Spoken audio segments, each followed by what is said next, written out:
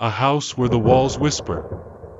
The Johnson family had long dreamed of a home of their own. After years of living in a cramped apartment, they finally found a cozy two-story cottage on the outskirts of a small town.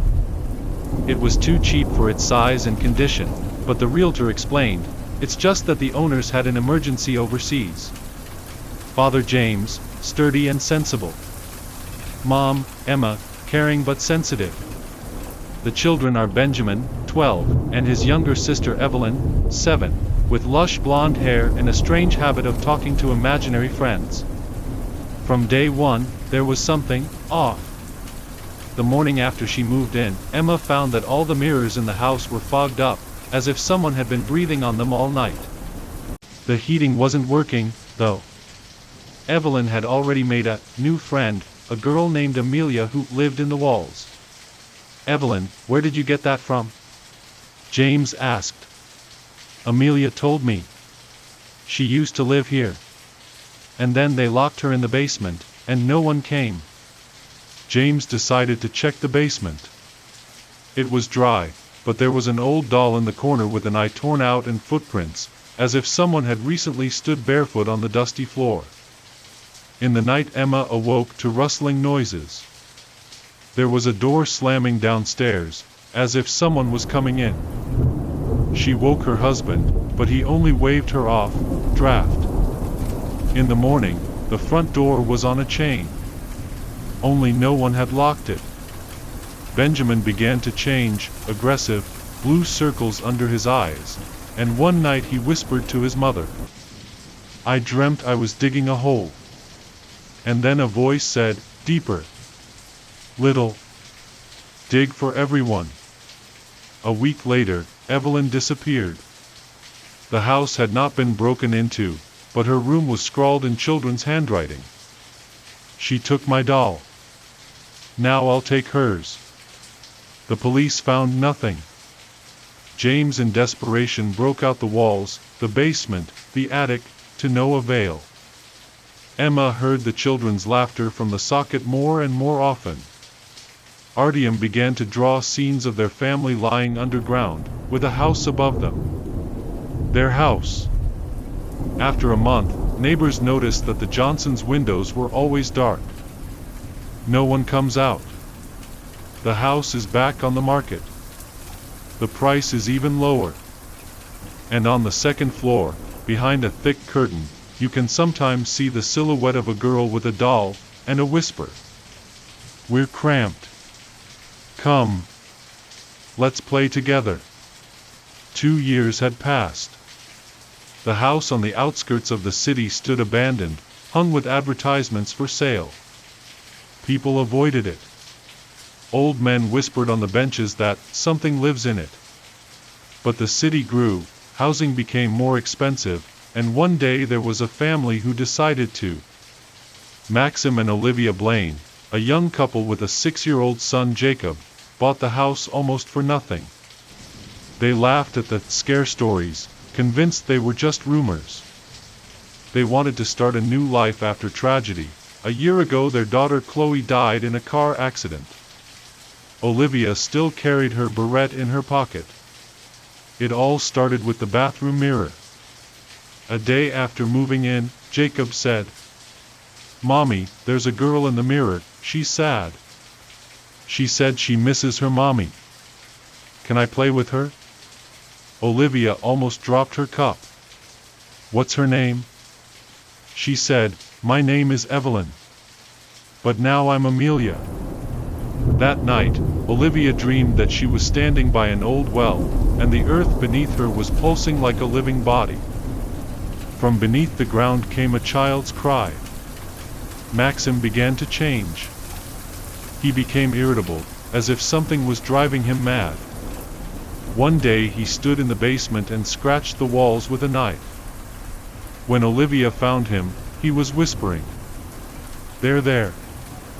I've almost dug them out. Just a little bit left." Jacob stopped talking to his parents.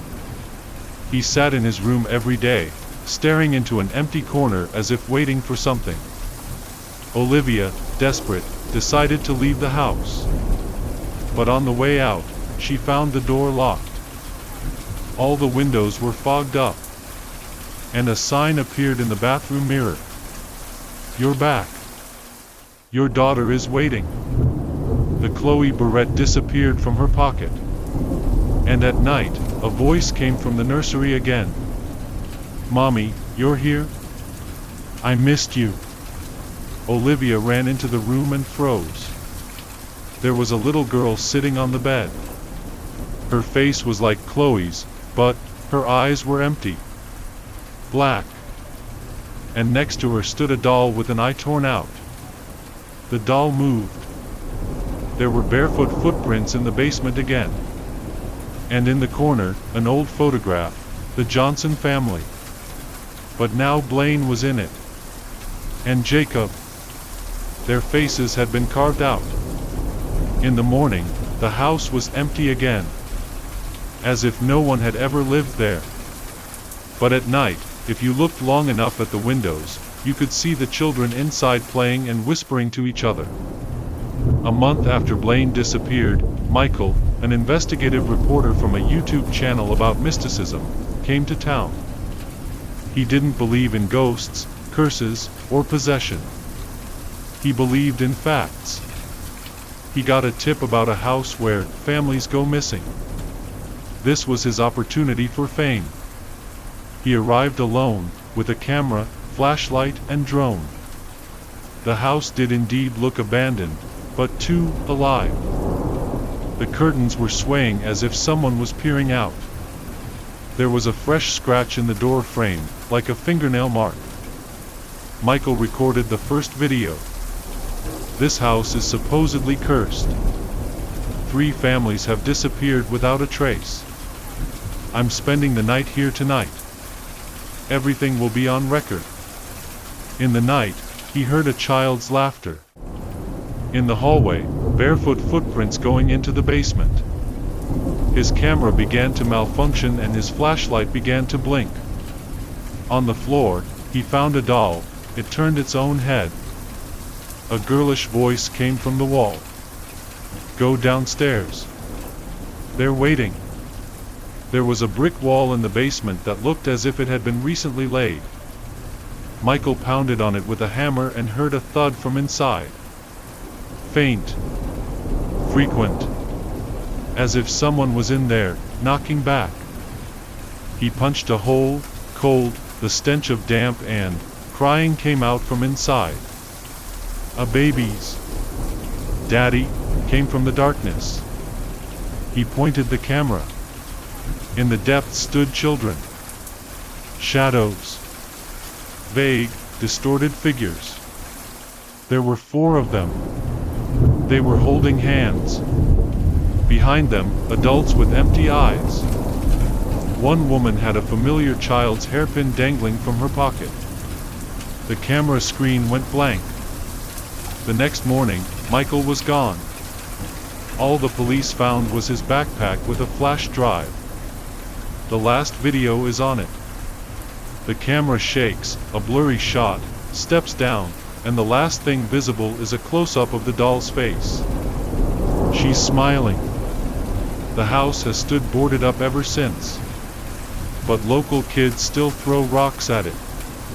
And sometimes someone hears a voice, barely audible, whispering from the cellar. Will you play? Prequel, Amelia. The first girl.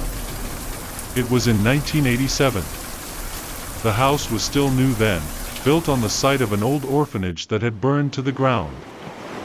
No one knew then that deep wells and underground tunnels remained underground, where, according to rumors, several children and one teacher, Anastasia Sergeyevna, a young and cruel woman whose name was simply Amelia, were burnt alive during the fire. There were legends about her.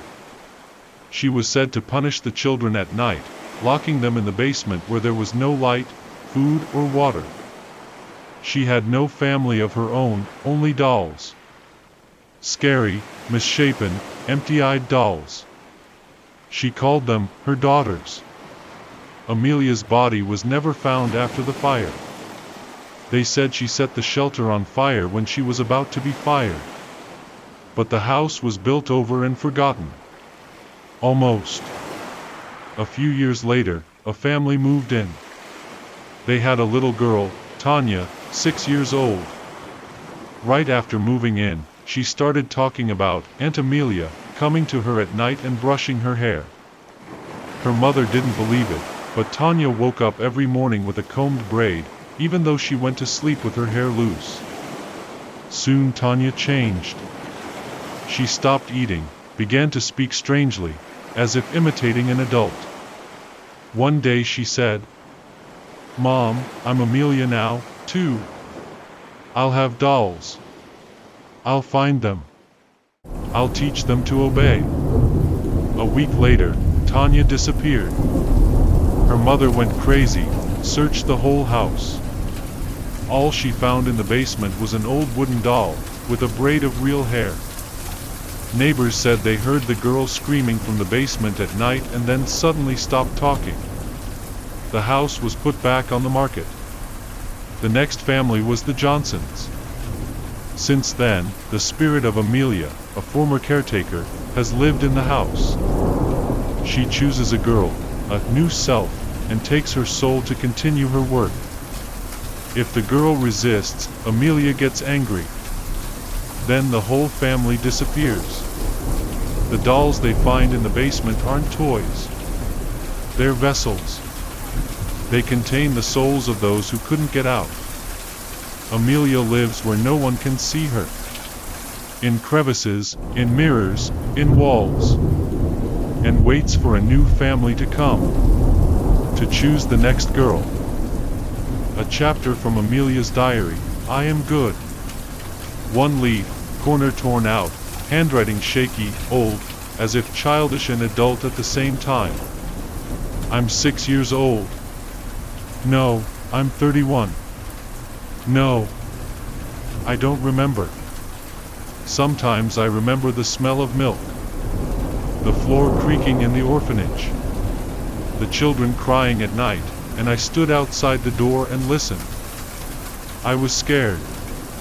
And then it felt good. I'm strong. They listen. I'm a mom. I'm Amelia. I kept dolls in the closet. Sewn from rags, without eyes.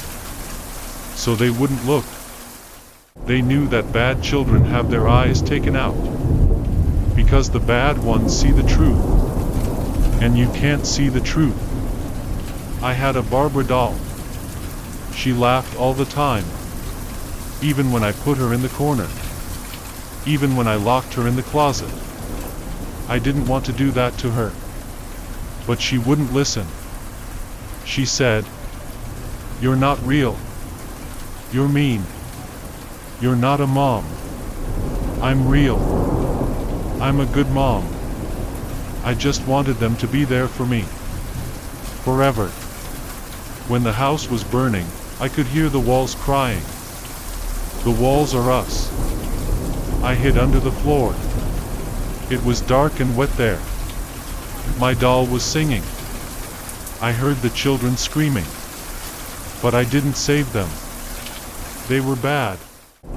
They wanted to get away from me. I stayed. I survived. And now the house is mine. Every time a new family comes in, I wait. Sometimes for a long time. But always one of them hears me. The girls are the best. They're fragile. Pure. They're easy to teach. They become me. If they don't, we play hardball. It's not my fault. I just want them not to leave. Evelyn was almost perfect. But she missed her mom. I gave her a doll. Showed her the basement. I said, "You'll be here now." But Mommy came to get her.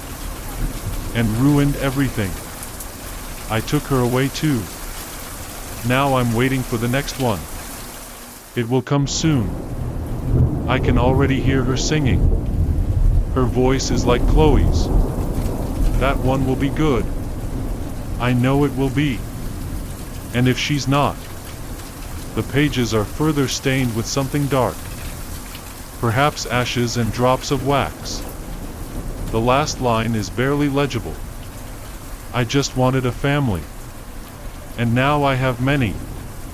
We're all here. Forever.